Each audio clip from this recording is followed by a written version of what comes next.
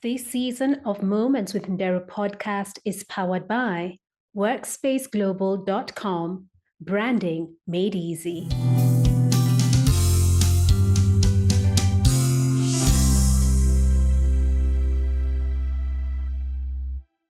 Hey, welcome to season 7 of Moments with Ndero podcast, a space where you will be inspired, encouraged, and uplifted.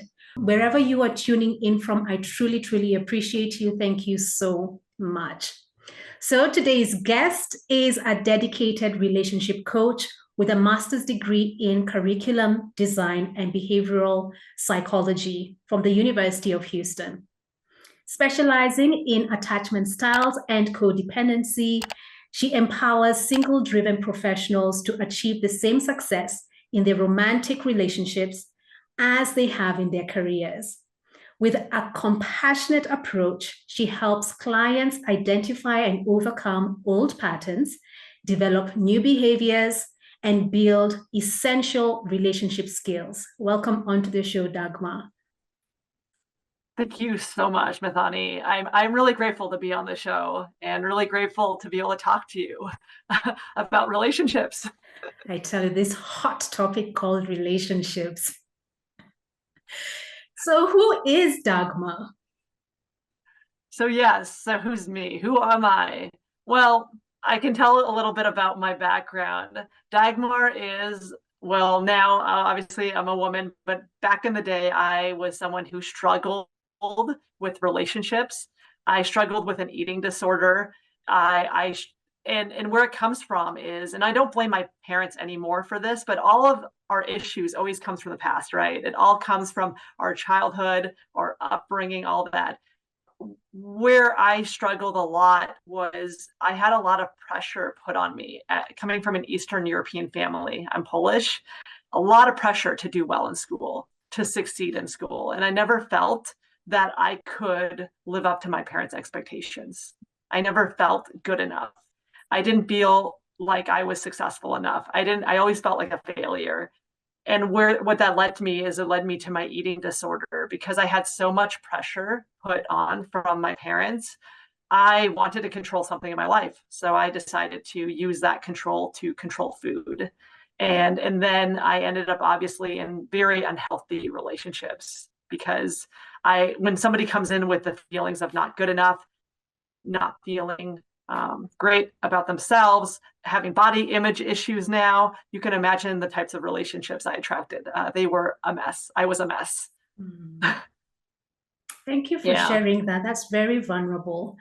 Considering I know of people as well who had eating disorders, and obviously at that point in time, I didn't have the knowledge or the tools to support them the best way that they needed to at that moment in time. So how were you able over the years to overcome and find the support necessary to help you on that healing journey?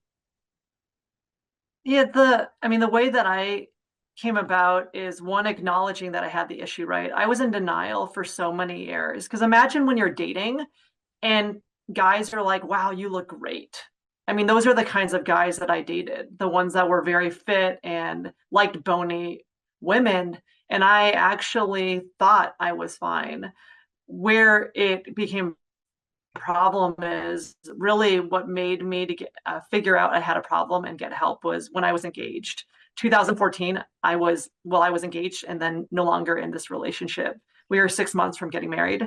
I had everything planned out, the invitation sent out. We had the venue paid for. You can imagine. And then now people are asking you, why aren't you having the wedding? And I felt so much shame.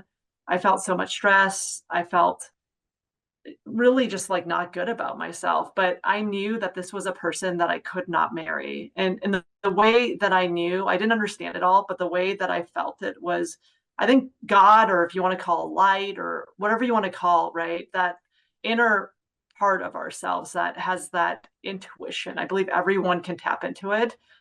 God was nudging me. Oprah always says that we have these little nudges, right? Or these little voices that speak to us. Well, I wasn't listening to any of that. I was still saying, I'm going to go marry this person. But then what happened is God was screaming in my dreams through nightmares, was showing me through my nightmares that I cannot marry this person. I had nightmares that I was getting poisoned. I mean, it was really vivid. And I didn't understand it all, right? I didn't understand what was happening, but I knew in my heart I couldn't marry this person. And I found out later, he had a lot of narcissistic tendencies. We were both had eating disorder. I still had my eating disorder at this point. We were still practicing.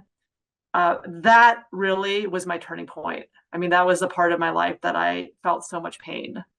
And I decided I need to get help, because they say that a lot of addictions like anorexia can kill, right? Yeah. Drugs and alcohol can kill. Yes. But heartbreaks can also kill. You can actually, people do commit suicide through heartbreaks. And I was very suicidal during that time. I actually was planning my death. So during that time, I was like, I need to get help. I got more into the recovery community for codependency, for issues with my eating disorder. I went through years of therapy. I went through hypnosis, all of that.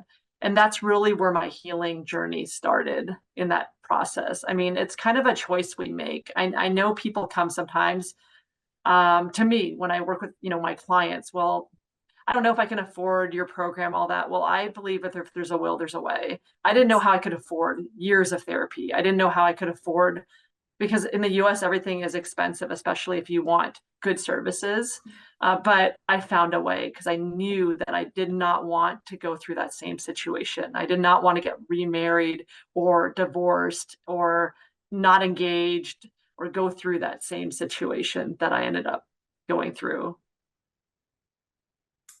First of all, that's very brave of you to recognize that you couldn't be with this man any longer. And I just want to appreciate you for sharing that, because there's probably someone who's listening or watching and they're wondering, did I make a mistake? Did I disappoint people? And if I did, how do I overcome this shame?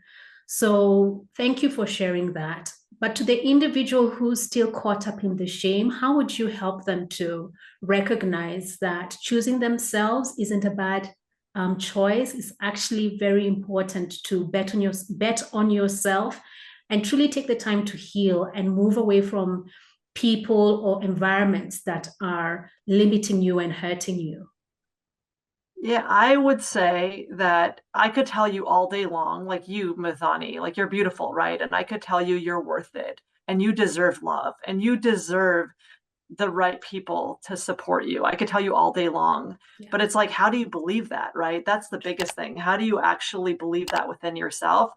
I believe the only way, I mean, there's different, I've gone through other coaching programs and all of that, and they'll say, fake it till you believe it. Say, I love you in the mirror 1,000 times. None of that has worked for me. Okay. The fake it, I'm not a fake it person. And the other part was looking into the mirror. The only way that I would say, or the first step, actually, not the only way, but the first step is to surround yourself by people that are supportive.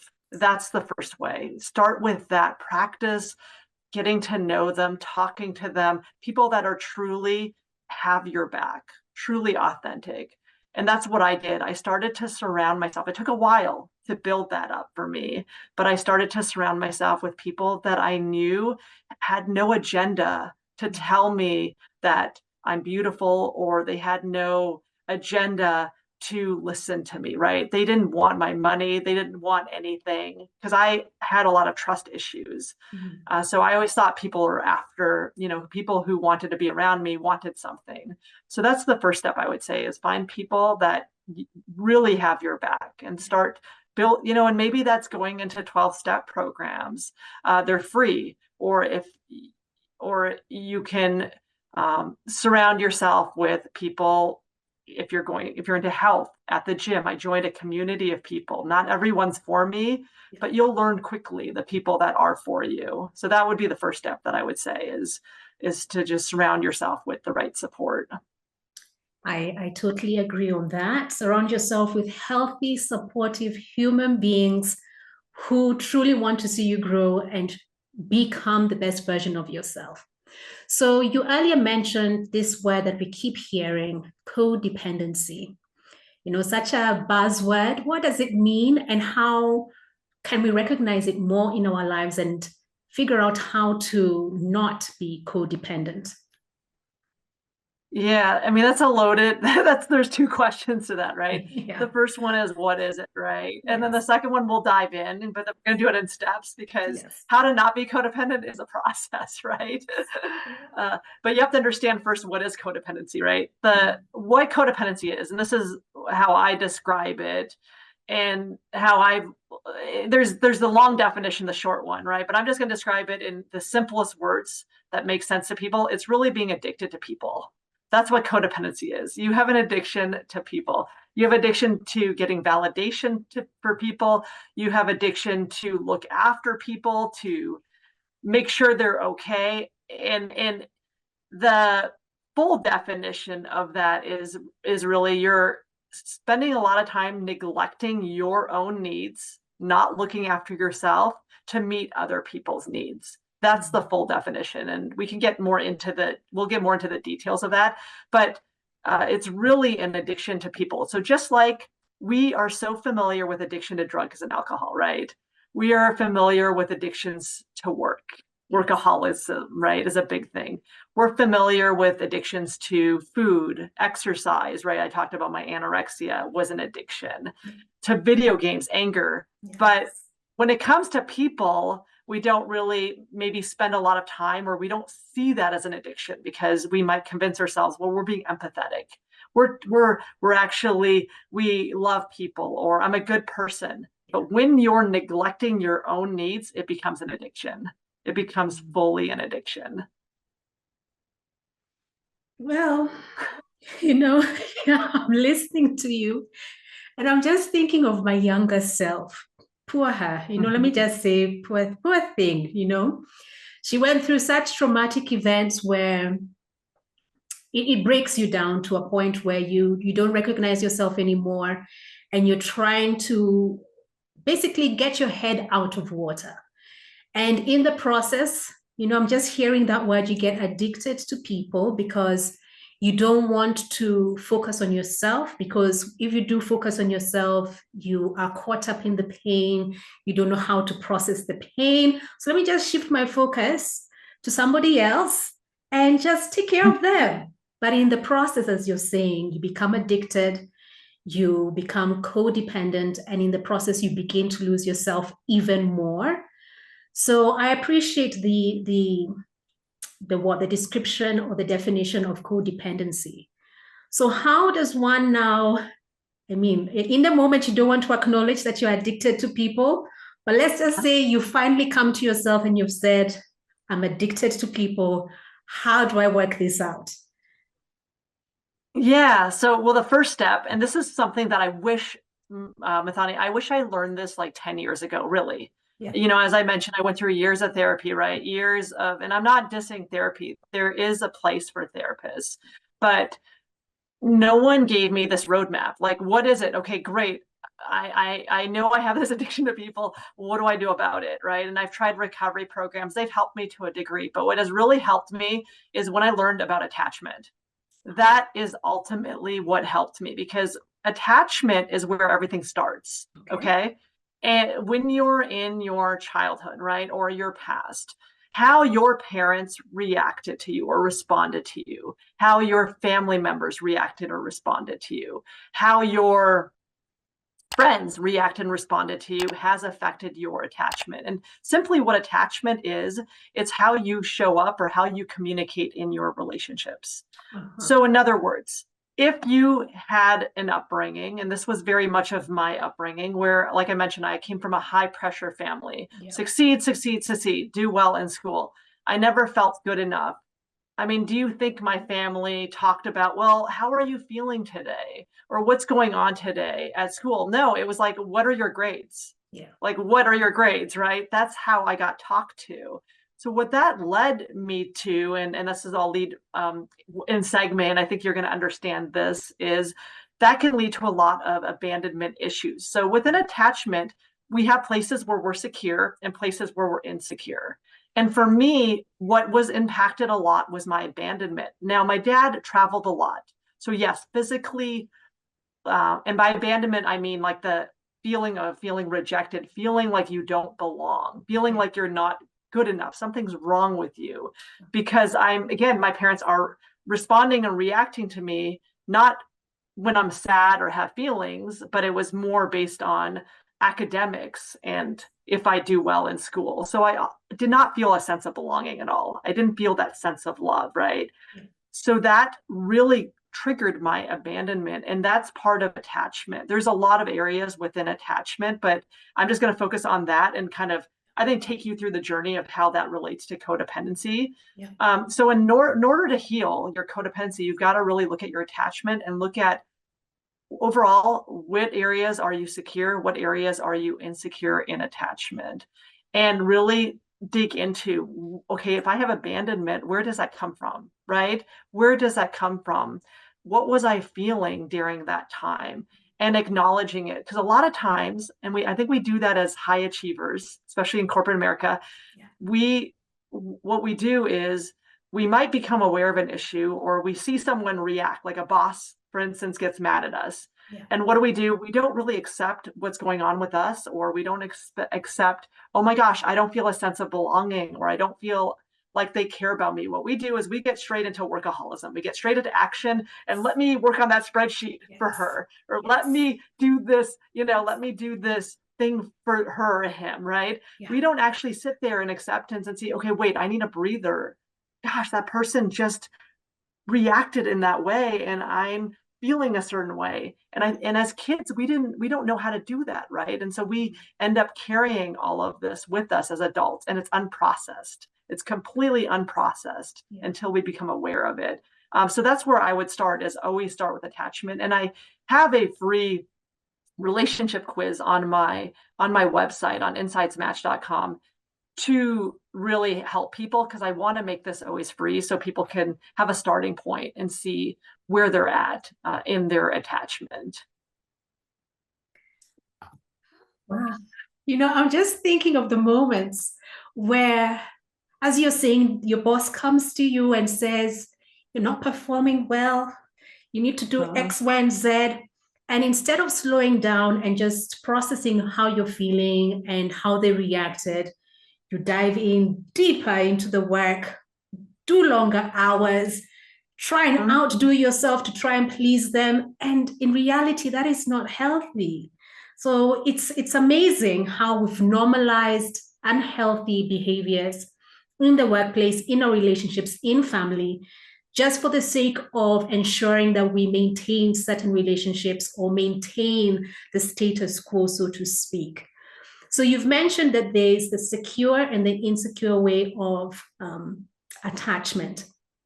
Could you broaden it and take us a little bit deeper into the different aspects? Because I've gone through your quiz and I don't want to preempt the definitions or your explanation, but just take us through the different types of attachment styles. Yeah, so yes, I love that question. And by the way, you're absolutely right about wanting to please and work longer hours, because especially if you have abandonment stuff coming up, right? Again, you don't feel that sense of belonging. Your boss doesn't like some of your work. So what do? You end up scratching that and working harder. And a lot of it comes from, like, again, abandonment. The why we do that is because of fear. We're not doing that because we want to grow or we want to do well for ourselves. No, we're doing that because right away we're triggered by that fear that, oh my gosh, my boss doesn't like me, or I don't feel that they're accepting me. So we get into the fear of rejection, right? And what that is we get into the fear of feeling like we're going to get fired. We might be left behind, all of that. And that's what I want. So you're absolutely right. We just get right into the action. I just wanted to emphasize that it's very common.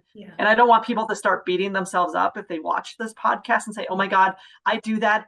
I do it too still. Okay. I still do that. Or when a client doesn't like something, I still get into, oh my gosh, maybe I need to do this harder with them. And it's like, no, Dagmar, take a pause. Why are you doing that? Are you doing that truly out of the good intentions of your heart to help them? Or are you doing it out of fear that they may leave you right? So I just want to let everyone know that it's common. This is a very common thing. And it's not that it ever goes away. It's just you become more aware of it and you do less of it. But going back now to attachment, yes, there's 4 different areas of attachment. Secure, and again, no one is 100% secure. No one is, even if you had the perfect upbringing, the perfect experiences, which no one has, okay? But I'm just giving you an example. Let's just say in a Disney movie, right, which does not exist in real life, you feel you're always going to have some insecurities, okay? But in terms of secure, what that means is overall, you have a sense of security in yourself. You have maybe the self-esteem is there, you know how to express your needs, and the list goes on. So that's secure, right? And then what's the insecure? Well, there's 3 different areas of insecure. One is what we call preoccupied anxious. And what that means is you just tend to worry. So in the sense of abandonment, right? Going back to that, I'm just going to focus on that concept is when somebody is maybe physically not wanting to be around you anymore, right? Or you get ghosted by somebody that you want to spend some time with, and they don't respond back. They don't respond back to your questions, or they block you. I'm just giving you examples. Or maybe they said something in a way that suddenly that triggered triggered something in you, right? And you don't feel good. If you start obsessing about them, okay, and you start worrying about them, and you even want to unblock them or have them unblock you, or you start putting them on getting in touch with them on LinkedIn or other mediums, you just start to obsess. That is where the preoccupied anxious, they're the worriers in the relationship. And that's where we'll get into codependency. Codependency can be strong because then what happens is you're not doing things because you genuinely like the person, or maybe because you're doing it out of love. You're doing it because you're afraid they don't like you. Again, your abandonment is being triggered. So that ends up being more preoccupied anxious. The fearful avoidant folks, those people, everyone, by the way, in these quadrants needs a connection. It's just, again, how they respond to certain triggers is where they'll end up. So in other words, a fearful avoidant is terrified to get close because they're terrified in the abandonment that they will get rejected. They've been rejected multiple times in relationships, maybe through heartbreaks, right? The relationships haven't worked out. So their message in their head is, well, they're probably going to leave me anyways. And so with a fearful avoidant, what's going to happen is a lot of their actions or how they behave is through fear. So in other words, if if they get contacted or they're going, like, let's just say they're dating someone, right? And suddenly they feel that the person doesn't like them, instead of communicating that, right? And telling them how they feel, what they're going to do is back off, and they're going to be like afraid, and they might even not talk to them for a couple of days. It becomes very unhealthy dynamic. And a person who's healthier will not understand what's going on, and they may contact them, but the fearful avoidant again is going to back off, and because of the fear of the rejection.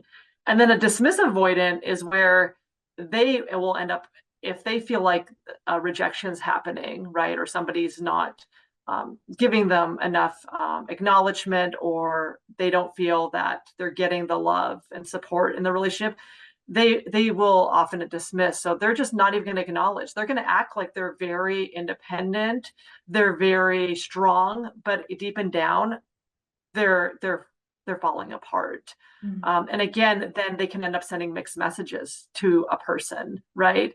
Because the person, they in a passive aggressive way, right? The person might say something, and because of that huge wound, they may send something back to them in a snarky kind of way, or ignore them. You know what I mean? It becomes a lot of mixed messages. So a lot of times when you see people, even at work, for instance, being passive aggressive, a lot of times it's not even their awareness. You might have said something, again, it's not your fault, but you might have said something that triggered something in them. And now they have a message in their head about you, and they're kind of going back and forth in this passive aggressive way. And that's very common for a dismissive avoidance.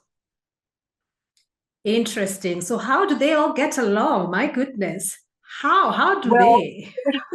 that's why healing is so important, right? And it doesn't mean that if you have areas of dismissive avoidant, or say overall you have an insecure attachment, or you have areas with an insecure attachment, right? Again, you can go back and take the quiz, because this will, I think, make a lot more sense when you see the different areas. But they cannot get along unless they're working on their healing journey. That's a true story. A secure person could get along with all of them because they're secure overall. They know how to communicate, but they're going to be let's put it this way, they're going to go bonkers with all of these other insecure attachments if these people are not working on their triggers and their issues. Wow. Because then there's going to be a lack of good communication, right? Yes. And there's going to be a lot of going back and forth and bandering. So it's a matter of not where we're 100% healed. It doesn't mean you have to get into a relationship, be 100% healed, because you'll never be 100% healed. Mm-hmm. You'll never get into a relationship if you believe that. But it just means to start knowing your awareness, knowing what gets to you, and knowing the tools to work through them. And that will be a great start to having a healthy relationship. I appreciate that what you've said. Someone has to take the responsibility for their healing, because many people out there actually would prefer not to be responsible for their healing, because it's hard work and it's painful. And I understand that. But it's important for all of us who are listening to this conversation to recognize that each person's healing journey is their own responsibility. You can't force someone to heal. You can't force someone to be, or rather, you can't force them to hold themselves accountable throughout that healing journey. So just keep that in the back of your minds, but just recognize that healing is a journey. Healing is not instant. It won't happen immediately tomorrow. So also just recognize that when you're building these relationships, just know that it's a healing journey. Now that we know that, the different attachment styles, right? What happens in a scenario where wherever that person falls in those 4 different attachment styles, that they recognize that the individual is not putting in the work, and they have to let go of that relationship? How do they recognize within themselves that, or rather how I'm trying to phrase it is, because sometimes when we let go of relationships, we may feel that it was our fault, when in fact it was just somebody not willing to work on themselves. Just take us through your thoughts on that. Yeah, no, I love that. I love that question, because it's not always easy, right? It's not black and white. There's not this is when I need to end the relationship. Now, there are times, of course, if there's abuse, right? Abuse in the relationship, emotional abuse, physical abuse, there's manipulation, right? You recognize these things. Then, of course, you've got to leave the relationship, not stay in that relationship, because it's destructive, right? And that's what the relationship was with my fiance and I. We were getting to a point where I was controlling because I didn't trust. I had a lot of trust issues, and I was the one that was becoming controlling in the relationship, and he was the one that wasn't being honest with me in the relationship. And that kind of relation, and of course there was some kind of abuse also in the relationship, by the way he talked to me, but then also with my control and distrust. And you might say, well, Dagmar, why didn't you try to go through therapy, or why didn't you try to resolve these issues, right, on your own? Because when there comes to a point when a person is not willing to do the work, now I was willing to go in separately because we had separate issues. I was willing to go in and get help myself, but he wasn't willing to go in there. then I'm not willing to work on the relationship, right? It takes two to tango. Yes. So the first thing I would ask, or I guess I would suggest, is when you are early in the relationships, when you're talking, I'm not saying on the first date, right? Getting into all your trauma, but I'm saying as you're learning about each other, how willing are you and how willing is the other person to talk about the stuff that happened in their past?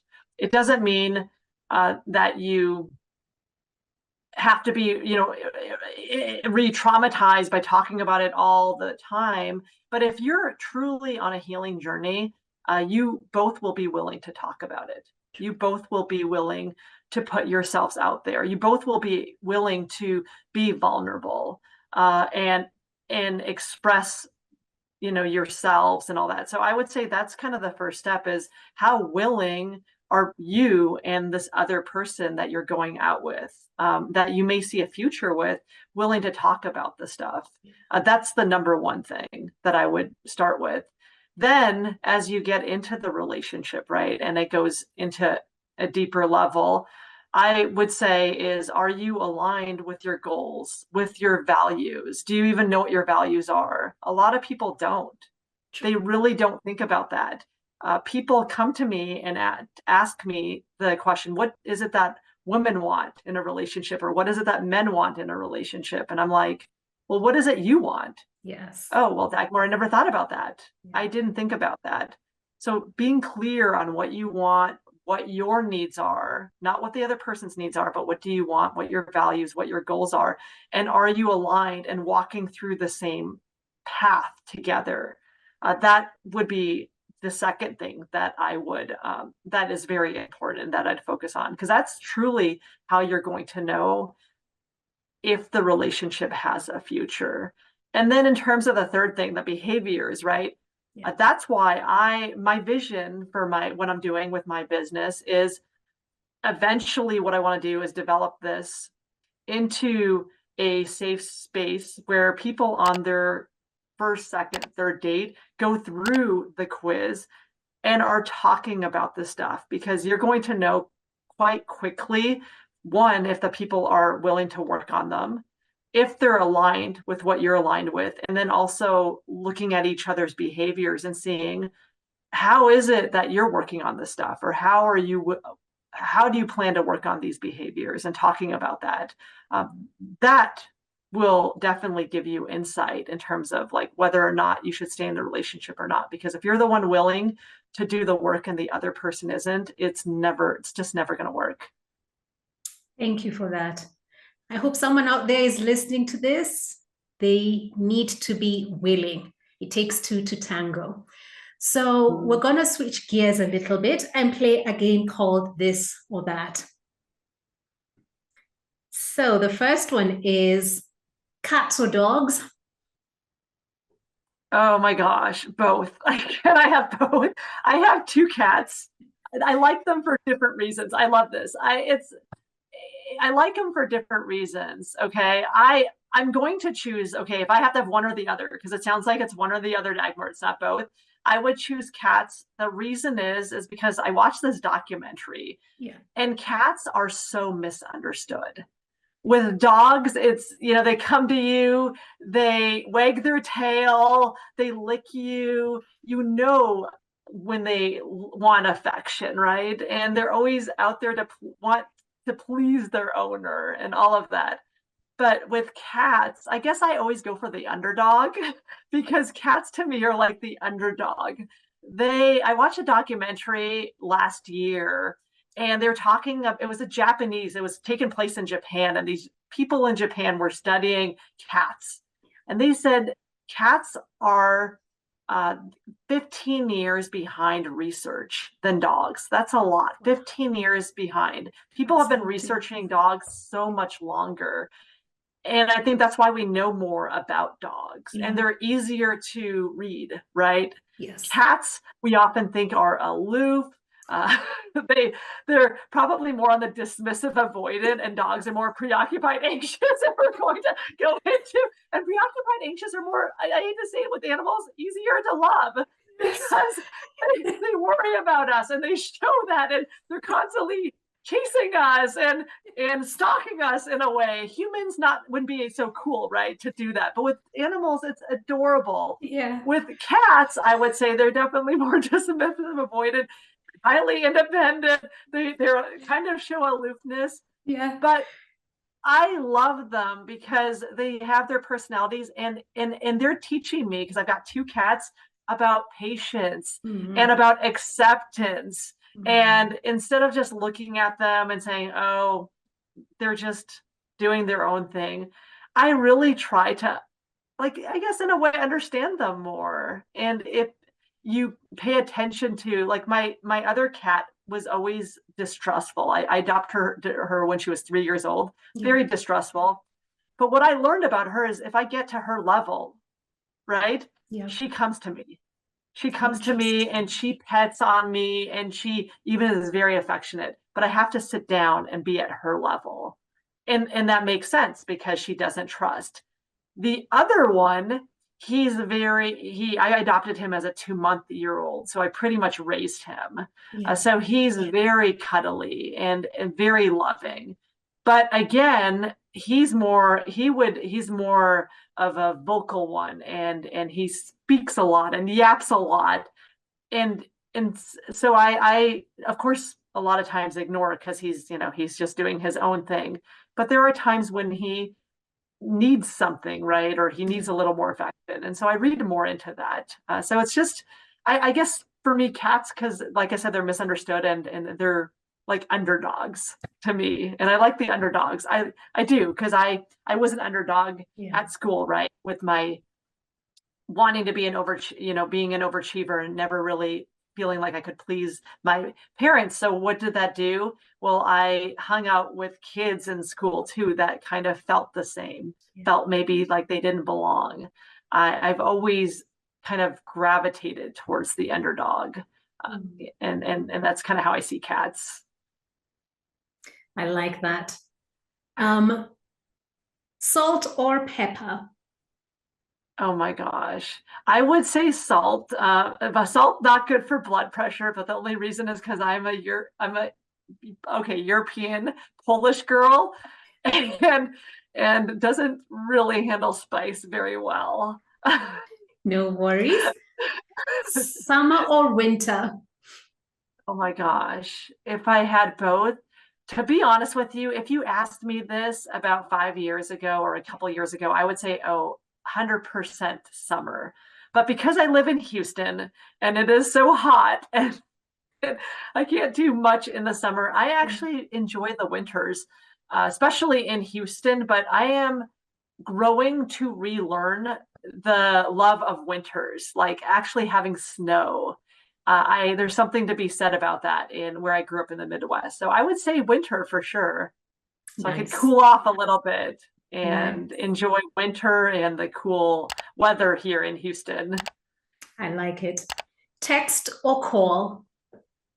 Oh, for sure call. Oh, for sure call. If you asked me this 7 years ago, I would say text, because text, I can hide behind a screen, and I can control, and I can be in control. When you text me a question, I can think about, how am I going to answer this? And let me make sure I answer it in the best way possible. I'm not like that anymore. I think call is the way to show up, to be vulnerable. Look at us now. Like, I don't know what you're going to ask me.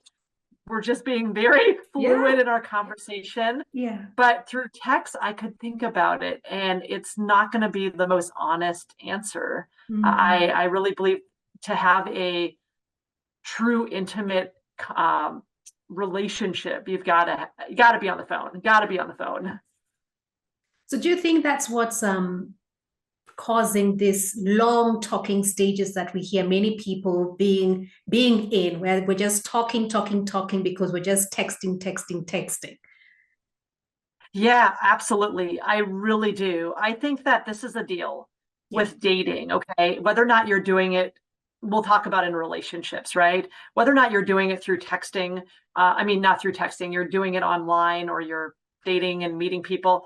The issue with texting is you're never going to get to know someone. You're never going to get to know someone. Imagine you're texting, you're sending pictures of your day. You think it's a false sense of intimacy because you think, oh, I'm getting to know them. oh my gosh, look at this. But then when you meet them, how often is it like, I don't even remember most of our conversations at all. First of all, you're not going to remember what they text you. True. And secondly, there's something about the anticipation of meeting someone and sitting down and not knowing even what you're going to get. You know what I mean? There's just something to be said about that. I think with texting, there's a lot of control in texting because you get to choose when you want to respond back. You Yes. get to choose how you want to ask the question. You get to choose if you want to delete your message before you send it Yes. or not. You know what I Right? mean? Yeah. That's not real life in relationships. And the same thing with working. When you're sending an email, you're sending an email, but you get to again purpose it in the way that you want to, structure it in the way you want to. And that's not how relationships work. Relationships are messy. I mean, I hate to say it, they're messy. They're not, they're not like a straight line. So I think that is a lot of the issue with the dating apps too, is that's how you start to really get to know someone in the beginning is you do it through messaging them. Yes. And a lot of times where people fall into a pattern is they continue that and then it's like don't know how to get out of the cycle and when do I meet them? And so it becomes and then you lose interest and then you think the person's not interesting when in reality you didn't even get to know them. You didn't even put in the effort to get to know them. Exactly. Yeah. Exactly. No effort at all. No effort at all. And that's I think a big thing too is I'm a very old school and there's something about I used to compete in ballroom dancing. That was my thing. I love dancing. And there's something about I'm not saying we live in the 18th century or 19th century, but if you watch the old movies, the Jane Eyre movies, how they met through socials, right? Yes. And through communities. And then the guy would go up to the girl and court her and ask her to dance. And then they would start up a conversation. I mean, that's real life. I think there are benefits to dating. There can be benefits to dating apps in terms of if you know what your goals are, you know the things you're looking for. If you want a college educated person, you can get those. But past that, it can become it can be very problematic with the texting. And going back to attachment, I didn't do a study on this, but I would imagine majority of people on the dating apps that stay on the texting are in the avoidant category, or probably most of them are avoidant. They stay there because it's safe. It's very safe to stay there. But it's such a paradox because for me, it's like it's not safe, right? Yet someone feels that it's safe, and it's like, no, it's not safe. I know, probably because you've done the healing, Fanny, going through your results and all that, I can see you've done a lot of the healing work. When someone hasn't done it, like for instance, you have self-esteem, right? And you have a sense of self. In other words, you more or less know your needs. That's kind of what I was reading from your results, right? You know what is important to you. When someone doesn't have that, it's like, well, they'll never get to know me. And that's a good thing, in a way. They stay like that, right? That's the part when I mean safe, because you're right. There's no background checks on these people. You don't know who they are. That is not safe, but they'll stay safe in the sense that they don't have to be known and seen. I Because hear once you. you meet someone, you're out there, right? You're out there, and they're going to see your habits and see what you're about because you cannot hide behind that screen anymore. I appreciate that. Yeah, now that makes sense. And the last one is friends or family. Oh my gosh, that is such a hard one. Oh my gosh, that is such a hard one. What I'm going to go with is I really am going to go start with my family. I mean, I have very, very close friends. And Tanya, if you're looking out there, because she's my best friend, I'm going to just speak to her. This is not because I don't love you, but this is because I have worked so hard on the healing journey with my family. I took a 2-year sabbatical from them to not talk to them to really find myself. I'm not saying this is for everybody, but the amount of work I've put into myself, I see a change with my family, and I've gotten a lot closer to my mom.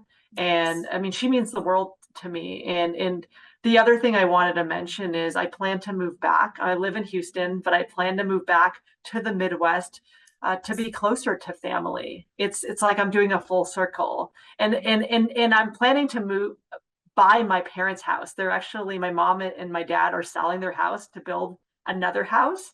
Nice. And I'm planning to move back into my childhood home. And if that does not sound like healing to me, I don't know what is. I had a lot of feelings and thoughts about that. What is it like to move back to your childhood home, the very home that you practiced your eating disorder, the very home that you didn't feel loved and supported in? But it's interesting because I feel like now it's different for me. It's very different. It's like I feel a lot of love and support in that community and with my family. So I would say my family, because of the healing that I've done, and we've hit a circle, a 180, a 180 circle together. So that's so beautiful. I'm happy for you. Yeah. Well, thank you.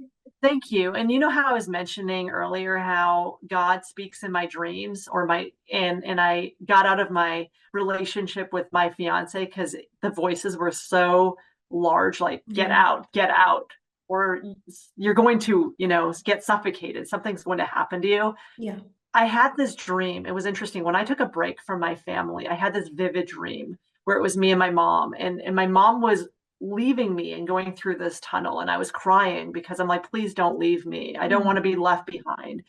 And this was the time I decided consciously to not talk to them. I sent them cards. I still let them know that I love them, but I said, I need this time to figure out who I am outside of my family, outside of everybody else. Because again, we talked about a little bit about codependency, right? The whole idea of neglecting our needs to do too much for other people. Well, I did a lot for them because a lot of it was out of guilt or it was out of fear, but it wasn't because I love them. But I wanted to figure out, how do I do things for my family or with my family out of love? I didn't know what that looks like.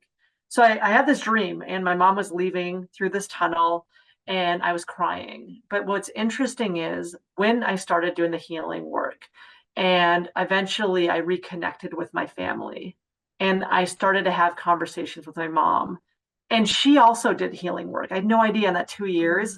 She also started her healing work. I had no idea we were healing, but separately. And it was out of pain that we felt that we needed to do it, because it was so much pain, right? They say we don't change until we really feel that pain. And when we reconnected, I stopped having that dream. She no longer was leaving me in the tunnel because we were now connected. So I really believe that tapping into that intuition, however God speaks to you, it's so important. And I'm glad I did. I'm glad that I had those dreams, and I kept praying to God, when is that dream going to go away? Because it's so painful to keep having this dream. And it went away when we reconnected again. And so that's another reason I think my family just means so much to me, because it's like it represents my healing, and it represents their healing, and how we were able to come together again. And now I'm going to be closer to them. Awesome. So I mean, it's like almost get emotional thinking about all that, because it was such a journey and such a trust walk, because I had no idea where we would end up. Would we end up even talking together or talking at all? Yeah. I love to hear it. Awesome. I love it. But it's so true, as Oprah says. First, it starts off as whispers, and we ignore those whispers. Then it comes like a gentle nudge. We ignore the nudges. And then you just hear a thud on your head. A rock hits your head, and it's like, you better listen now. There's no other option. So as we wind down this conversation, is there anything else that you'd like to tell someone out there? Yeah, I mean, what I'd like to say is if you relate to this, right, or you're feeling a lot of that I'm not good enough, or there's something wrong with me, or I don't know how to do relationships. Maybe you're coming out of a heartbreak, right? Or you're coming out of a relationship. I just want you to know that you're not alone, that there is hope. I mean, I remembered I was very on an attachment style. I was very much of a fearful avoidant overall. I was very afraid to get close to people. And I'd asked my therapist at the time, is there hope for me? I mean, is there hope? Like, I don't see how I'm even going to heal because this is what I've done all my life. For 30 some years, I have lived my life this way, being afraid of people, being afraid to trust, doing too much for people. And she said, yes, their ultimate is Dagmar, you're not an anomaly. All you have to do is tap in and do the work. I'll guide you. And that's what I would tell people is there is hope. You are not hopeless. You're not alone. Like every one of us has stuff to work on. And I would strongly urge you to take the quiz and then we can get on a call and talk, about the stuff that you're dealing with, because I've been there. I guarantee you anything you've dealt with, I have been there at some point, because, it's the stuff isn't easy, but we've all been there. And so I just want you to know that you're not alone. I want to appreciate you for coming onto the show and being so vulnerable. Thank you so much. Well, thank you for having me. This was lovely. And you know what? Talking about online, we would have never connected if it wasn't for online, right? Because you living in Africa, me living in the United States, we would have never met. And I love that you're doing this. And I really, it's interesting because I also heal, like honestly, by having these interviews, because it reminds me of walking the talk, right? Everything that I'm talking about, I am on this journey to continue doing for myself. So thank you so much for having me on here. So whoever's listening or watching, I hope you picked something from this conversation. For me, it's healing is a journey. You need to hold yourself accountable. But if you find someone along the way who's not willing to heal, it's okay. You can let go and continue forward in your healing journey. So until the next episode, continue being brave.